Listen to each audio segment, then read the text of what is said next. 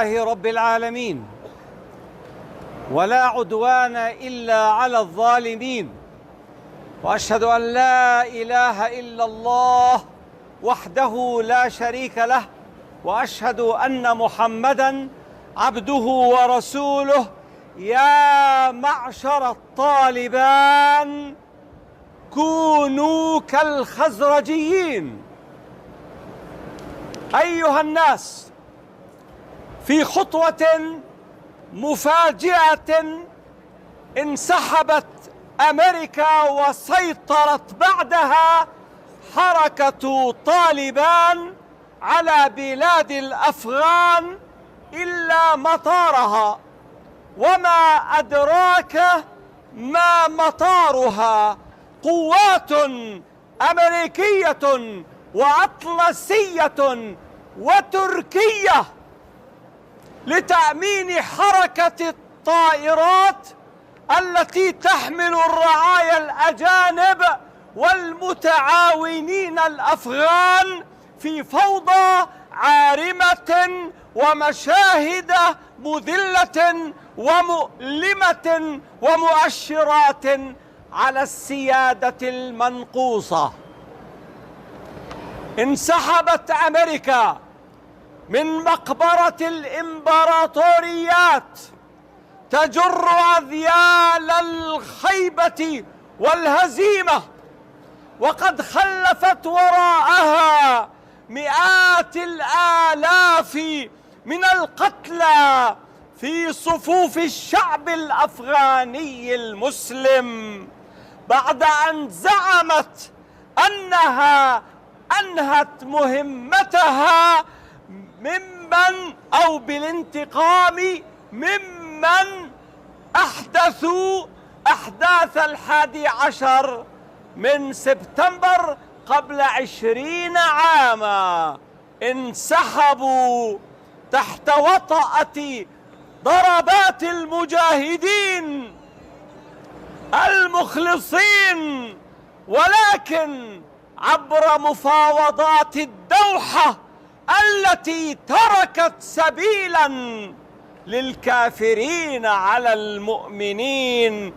إننا ندرك أن هناك في طالبان إخوة صادقين مخلصين، وقد انعتقوا من التبعية للغرب في آخر حكمهم الأول، ونصحناهم يومئذ بإعلان الخلافة الراشدة على منهاج النبوة فرفضوا، ثم علمنا أنهم ندموا، ولكن بعد فوات الأوان.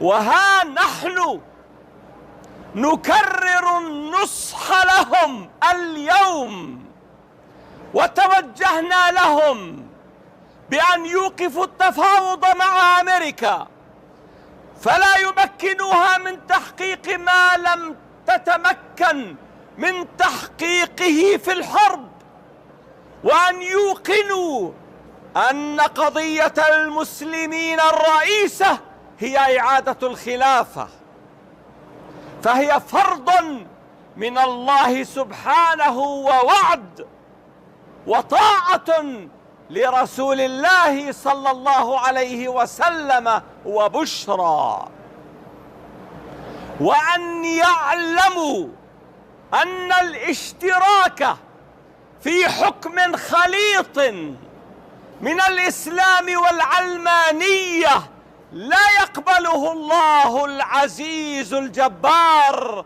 فهو طيب لا يقبل إلا طيبا.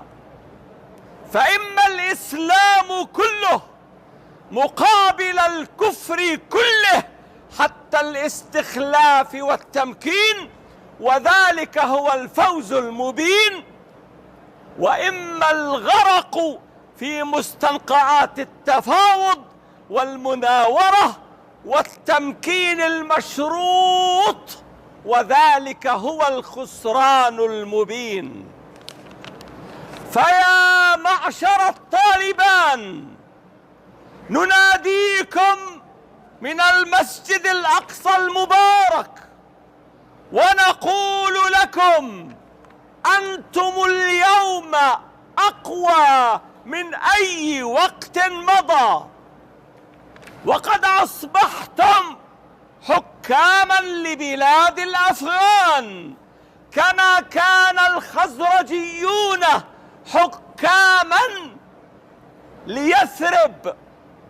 فلما اتبعوا الحق ونصروا دعوة الحق وعاهدوا النبي صلى الله عليه وسلم على أن يمنعوه مما يمنعون منه نساءهم وأموالهم في بيعة العقبة الثانية، نصرهم الله ومكن لهذا الدين القويم في ديارهم، وأقاموا الدولة الإسلامية الأولى حتى وصل الإسلام إلينا وإليكم بفعل الجهاد والفتوحات.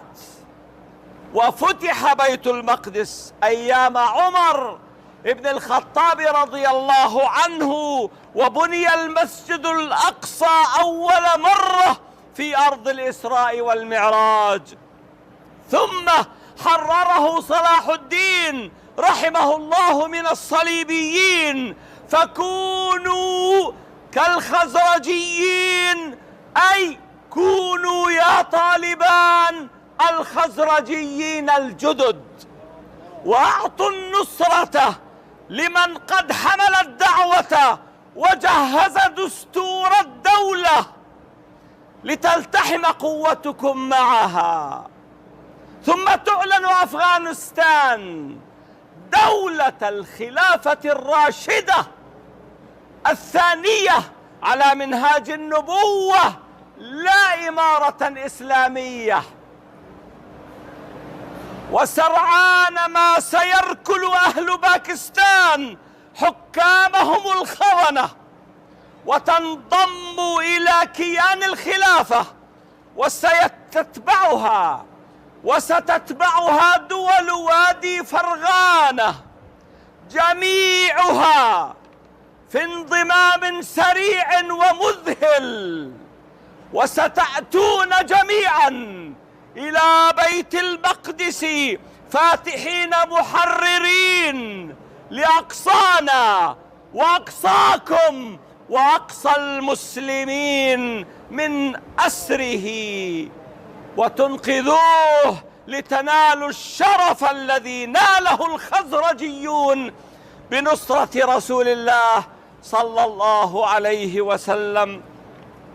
يا معشر الطالبان، هذا هو الحق، فماذا بعد الحق إلا الضلال؟ واتباع الحق هو الذي ينقذكم وينقذنا وينقذ الأقصى والمسلمين أجمعين مما نحن فيه من بلاء مبين. فاللهم اربط على قلوب إخواننا في الطالبان واجعلهم من أنصار هذا الزمان، واجمعنا وإياهم والمسلمين في دولة واحدة وتحت راية واحدة، إنك ولي ذلك والقادر عليه. والسلام عليكم ورحمة الله وبركاته.